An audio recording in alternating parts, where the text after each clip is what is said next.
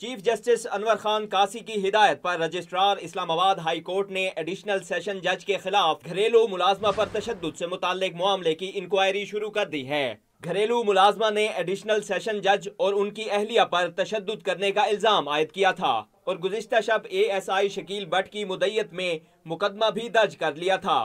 Registrar اسلام آباد high court کی جانب سے طلبی پر سیشن جج خرم علی خان نے ابتدائی بیان ریکارڈ کرا دیا۔ بیان میں سیشن جج نے موقف اختیار کیا ہے کہ ان پر بے بنیاد الزام لگائے گئے جن کا حقیقت سے کوئی تعلق نہیں، جس پر رجسٹرار اسلام آباد ہائی کورٹ نے سیشن جج سے ہفتے کو تحریری جواب طلب کر لیا ہے۔ رجسٹرار اسلام آباد ہائی کورٹ کا کہنا ہے کہ چیف جسٹس انور خان قاسی کے احکامات کی روشنی پر انکوائری شروع کر دی گئی ہے جو 2 روز میں مکمل کر لی جائے گی۔ 10 سالہ طیبہ نے اپنے تازہ ویڈیو بیان میں کہا ہے کہ وہ سیڑھیوں سے گر کر زخمی ہوئی اور اس پر کسی نے کوئی تشدد نہیں کیا۔